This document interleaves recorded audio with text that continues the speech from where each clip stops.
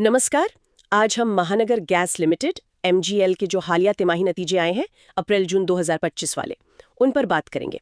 हमारे पास एक विश्लेषण रिपोर्ट है। इसमें कंपनी का प्रदर्शन, वैल्यूएशन, निवेश, इन सब पर बात की गई है।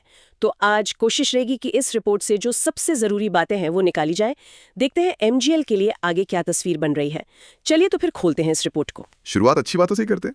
पहली तिमाही में रेवेन्यू में तो काफी मजबूत बढ़ोतरी हुई है। सालाना 24.3% बढ़कर 1975.92 करोड़, ये स्टैंडअलोन आंकड़ा है। हाँ, रेवेन्यू ग्रोथ तो अच्छी है और मुनाफा भी, वो भी 14% बढ़ा है, लगभग 324 करोड़। ये उम्मीद से बेहतर है। और सबसे खास बात जो मुझे लगी वो है वॉल्यूम ग्रोथ। बिक्री की मात्रा है ना? हाँ, बिल्कुल। वॉल्यूम करीब 9.6% बढ़ा है। इसमें सीएनजी और पीएनजी दोनों शामिल है। हाँ, सीएनजी की बिक्री में 7.5% और पीएनजी में तो देखिए करीब 15% की ग्रोथ है, 14.9%। अरे वाह, ये तो काफी सॉलिड है।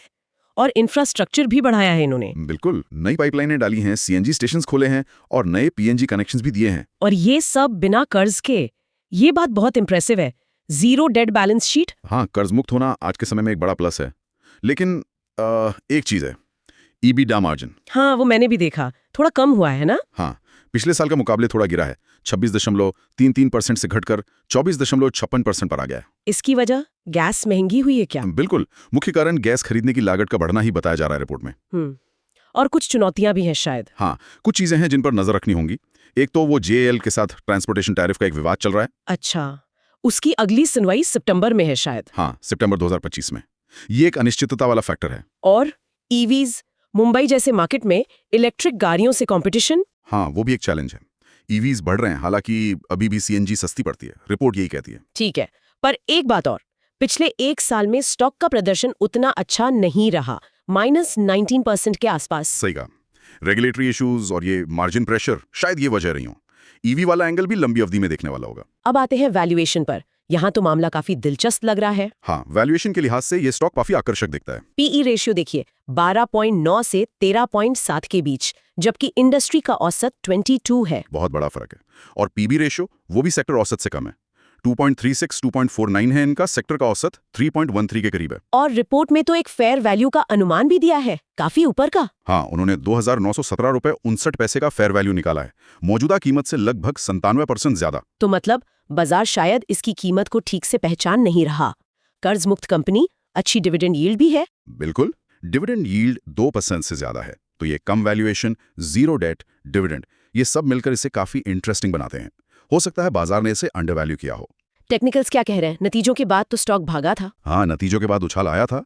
1400 रुपए का एक अहम लेवल पार किया इसने।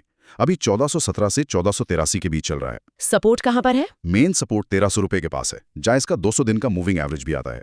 वो एक अच्छा सपोर्ट माना जाता है। और ऊपर की तरफ रुकावट? ऊपर रेजिस्टेंस करीब 1560 से 1600 रुपए के जोन में दिख रहा है। और एफआईआईज, विदेशी निवेशकों का क्या रुझान है? उनका भरोसा बढ़ा है।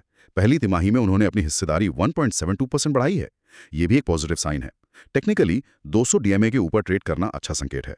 आरएसआई भी न्यूट्रल है, लगभग 55 पर, मतलब और तेजी की गुंजाइश है। अच्छा, और एमएससीडी? एमएससीडी ने भी पॉजिटिव क्रॉसओवर दिया है, जो शॉर्ट टर्म में थोड़ी और तेजी का इशारा करता है। तो कुल मिलाकर देखें तो एमजीएल ने मतलब वॉल्यूम और मुनाफे के हिसाब से तो नतीजे अच्छे दिए। हाँ, नतीजे सॉलिड हैं। वैल्यूएशन आकर्षक लग रहा है और टेक्निकल ट्रेंड भी सुधर रहा है। बिल्कुल, इसीलिए रिपोर्ट की सिफारिश भी है, होल्ड विद एक्यूमुलेट, यानी होल्ड करें और गिरावट पर खरीदें। हाँ, रिपोर्ट के हिसाब से 1400 रुपए से 1450 रुपए का लेवल खरीदने के लिए अच्छा हो सकता है। लंबी अवधि के लिए क्या देखना होगा? लंबी अवधि में सीएनजी पीएनजी का विस्तार कैसा रहता है और जेआईएल विवाद का क्या नतीजा निकलता है, ये अहम होगा। और जोखिम?